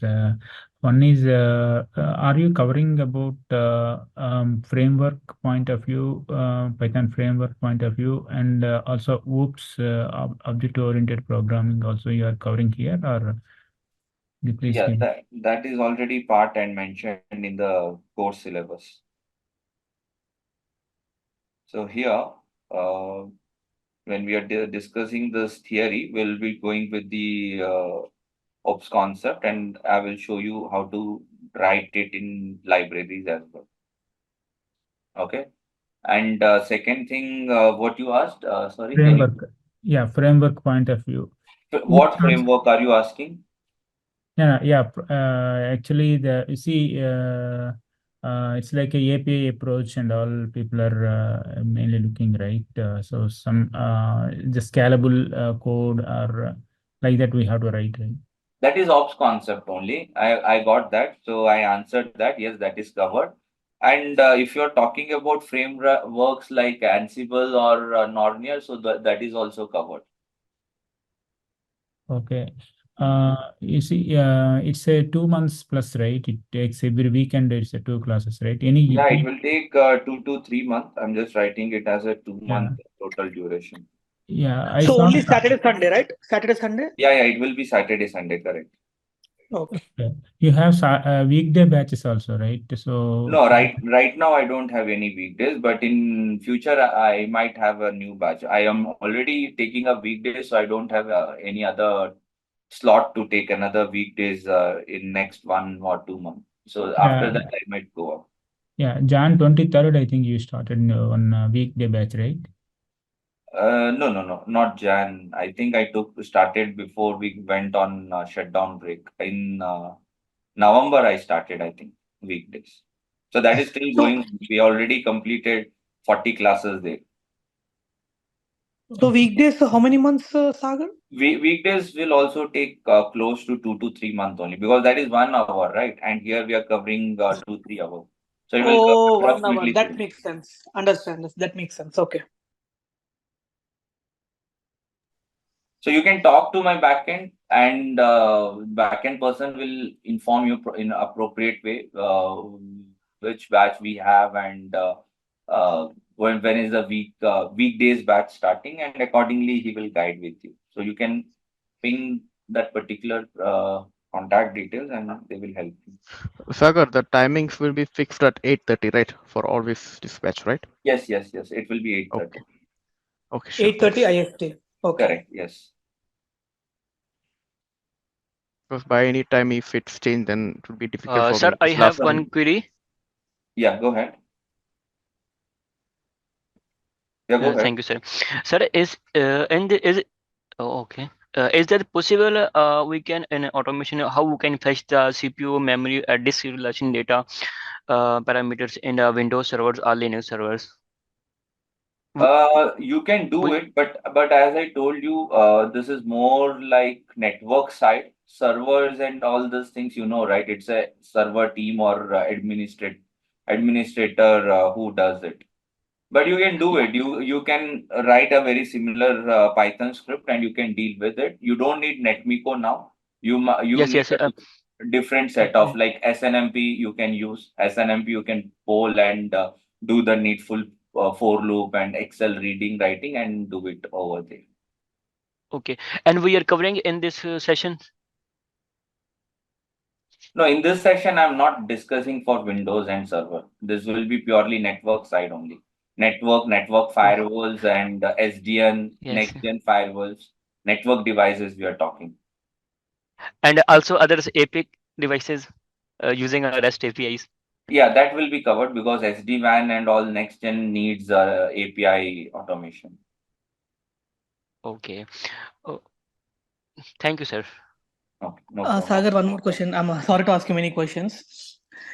So, I mean, I have like minimal knowledge. I know like I'm working on this networking, but minimal knowledge on this Python. So I mean, I know you'll be teaching from the scratch and everything. So this will be very much helpful, right? Like that's the reason I'm asking you. Yeah. That's definitely it's a basic to advanced as I told you. Okay. So initially we are going with the theory part. Then when we start with hands-on, as I told you, in the same class, we will have some 15-20 minute session for practice. So you come up with all your infra and all things settle down and at the time of that 15-20 minutes, be ready with your execution, have question, you can ask it. So that is why that 15-20 minutes is set up in the same class. Okay, thank you. Sagar, one thing, this object-oriented programming, how much depth we need for this network automation? See, if you think from interview question, you should know how a standalone script you can convert into object oriented. But from the production point of view, it could be writing of a complete library as well. But I don't think that will be given to immediately some person who is just starting with automation. But yes, till writing a level of library is something which I can say the depth could be. And the entry level or intermediate level is that if you have a standalone, convert into a reusable blocks. To that level, if you do, most of interviewers will ask only from that level. Library and all is we way behind as of in the very early stages. Okay. Sir, I have other which we are using WLC in for that network automations, Cisco Meraki or others FGT. Yeah. So which vendor you have? Meraki and WLC for automations. okay. Yeah, you get REST API for them. For Meraki, you get REST API, and for WLC is also you get REST API, which you Okay, can. Yeah. and we are covering in these sessions also. Meraki and WLC, I'll Yes. give you the pointer because not something which is popular with lot of people. Whichever is popular, like say Palo Alto, FI LTM, FortiGate, Cisco, SD-WAN, SD Access. These are something which I can take exclusive in a class for everyone. If anything which is corner cases, I can give you pointer in the class, or you can ping me one-to-one, and I'll give you the pointer for that as well. Because see, there are a lot of vendors. There are Huawei, Yes, HP, Nokia. Now, if everyone want to bring there in the live class, our live class will go for 1 year then, right? Yes. if we can, if we learn idea of our that how we can fetch the data from WLC, it's possible to using for other vendors. Correct, exactly. Yes. See, when you start doing it for Cisco, or let's say only for Cisco, you start doing just Yes. with a 5% of modification, you can do it for Palo also, and similar 5% modification, you can do it for any other vendor also. So first thing Okay. is, first you learn the basic structure, and once Yes. you are good with that basic structure, then you can easily change from vendor to vendor. It is same process. Okay. And other query, sir, sir, this lab setup is on of our own laptops, is using a EVNG setup, sir, or peanuts? Just I am We have both option. We have GNS also. Whichever you are comfortable, we can set up it on your laptop. But make okay, sure both you of. have minimum 16 GB, 16 GB of RAM, because some people come with 6 GB and 8 GB. This don't run. No. Yes, I understand. And Okay. which processor is i5, i7? Go with i7 10th generation. At least you will get 6 core to 8 core. If you go with i5 and 6th generation, 7th generation, then the core CPUs will be very less, like 2 or 3, and that will be not Yes, sufficient yes, to yes. spin multiple nodes at a time. Okay. And how storage for using for that this setup? Storage is not big concern. You can have a normal 50 GB, just that's sufficient. 50 to 70 Okay. GB sufficient. Yes, yes. So if Sagar, And thank you, sir. Sagar, softwares and all you'll be sharing us right in the live classes with software to Yeah. download and You mean to say for the Python and all, lab yeah, setup, Python right? lab setup. No, not exactly the lab setup, but for Python and also like what version we need to download because it would vary based on the No, laptops, that right? I Based will, on the OS and all. that I will cover in the live class, how Okay, to set up that. fine, yeah. yeah, Sagar, this one for network automation for on-premises devices and network automation for the cloud devices, right? So anything difference will be here, or how it will be? Which one? Cloud device and on-premise device. Yeah, on-premises you are shown clearly. I clear. See, for cloud, you will be going through different aspect. There is something like Terraform. So for cloud, you will be performing the Terraform method. And I'm not covering that here because that Terraform is covered in our another batch, which is AWS DevOps. We have kept it separately that. So that we have another parallel batch going on, which is AWS and DevOps, and that is more towards cloud and cloud automation. This is whereas more towards the data center, enterprise, and on-premise devices.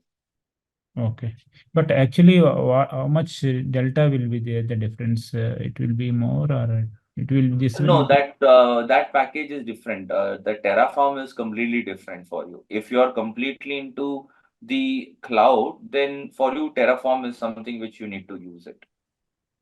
Okay. Yeah. Hey Sagar, Manish Yeah, this yeah. side. Yeah. Hi, Manish.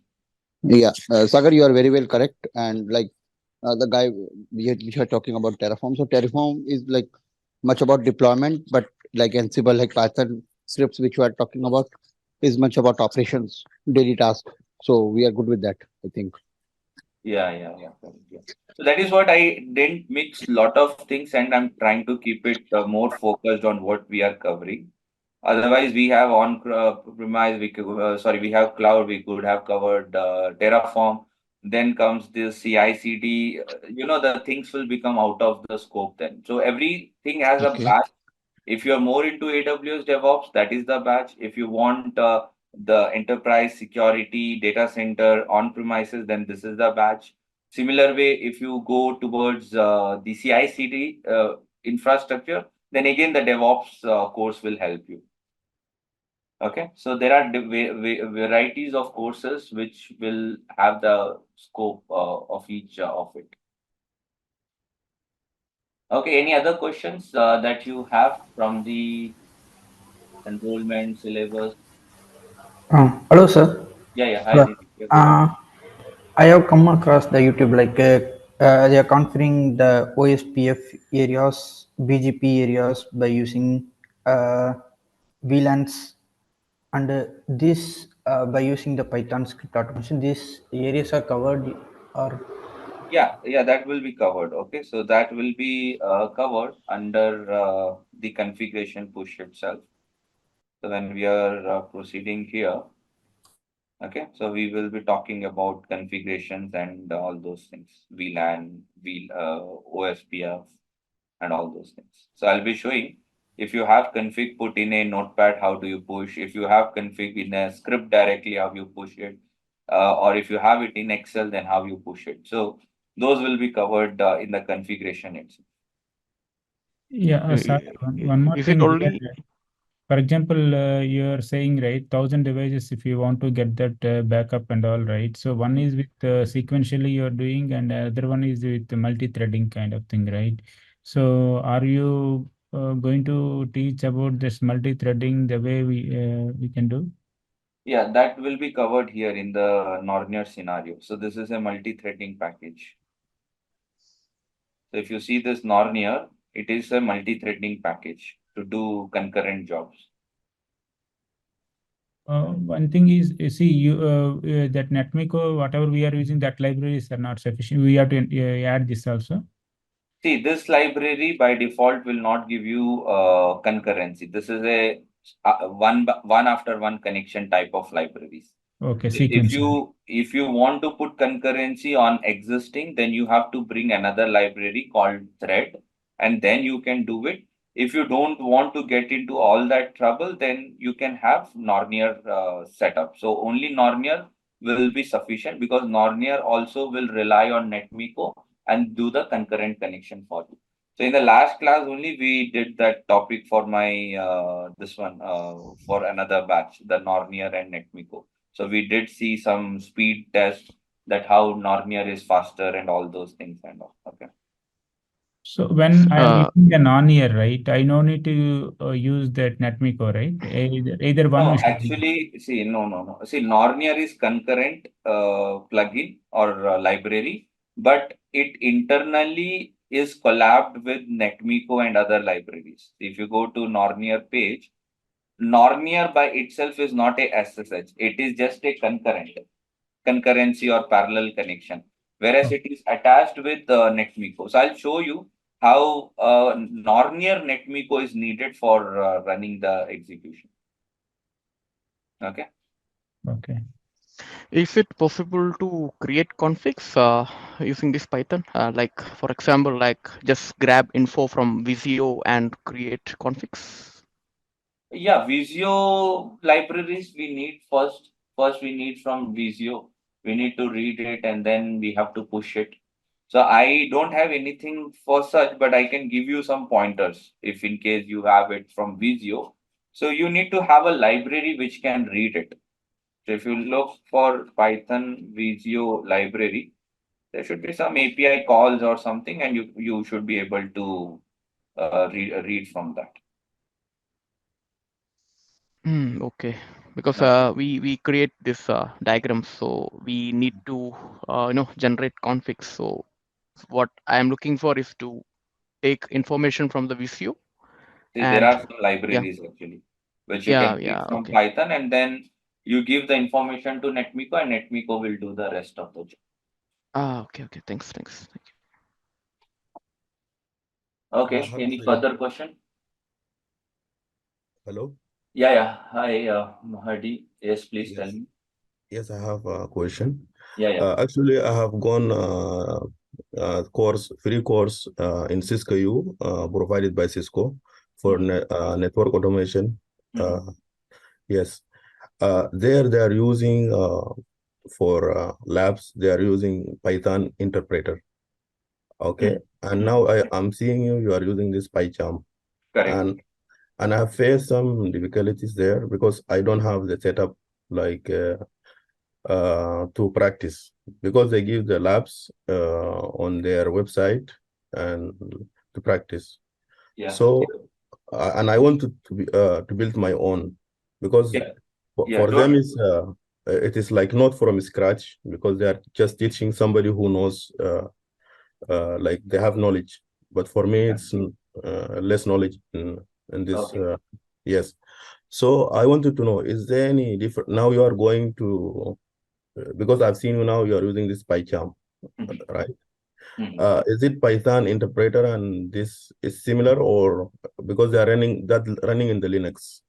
They Yeah, are see, running I'll go Python. through. See, for you, we are having the home lab setup. You can have it in deployed in your home.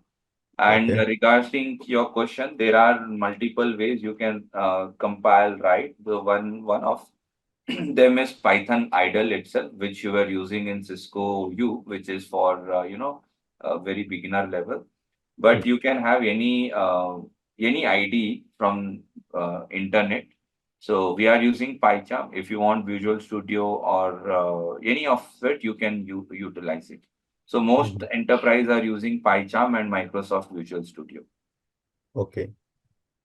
Okay, so on the first few classes when we are starting, I'll show you how to bring up and how to do the needful initial setup. And you can also do it parallelly while I'm in the live class performing. So PyCharm and this running on the Linux is similar, right? So No, it is not Linux. It's a application that I'm running on Windows operating system.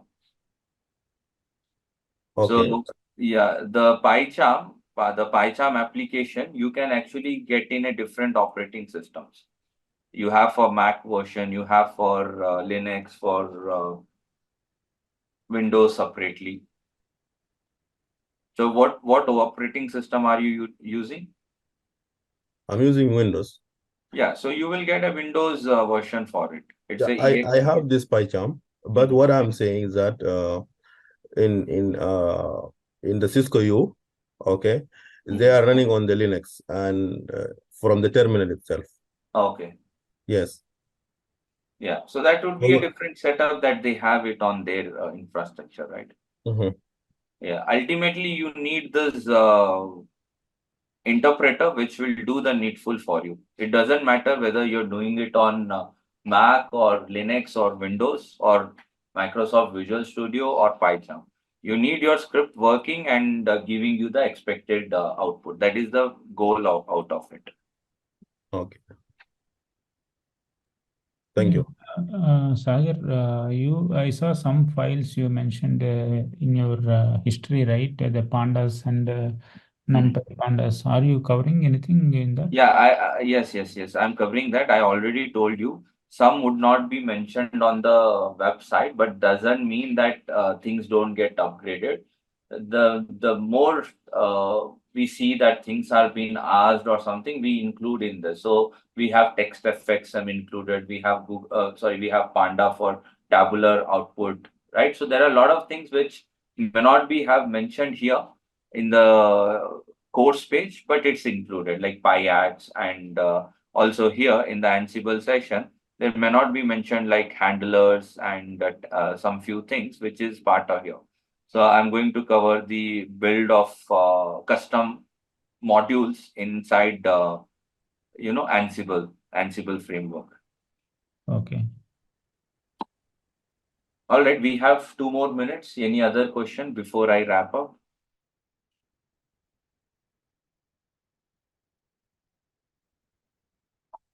The Flask side, what actually you are going to cover? Flask also you mentioned, right? Could you please tell me what?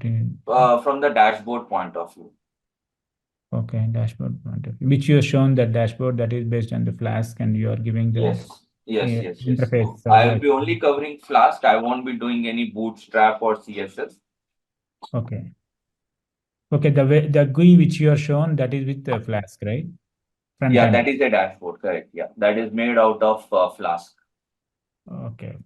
So you are integrating these two, back end and front end, then your Yes, correct. Okay.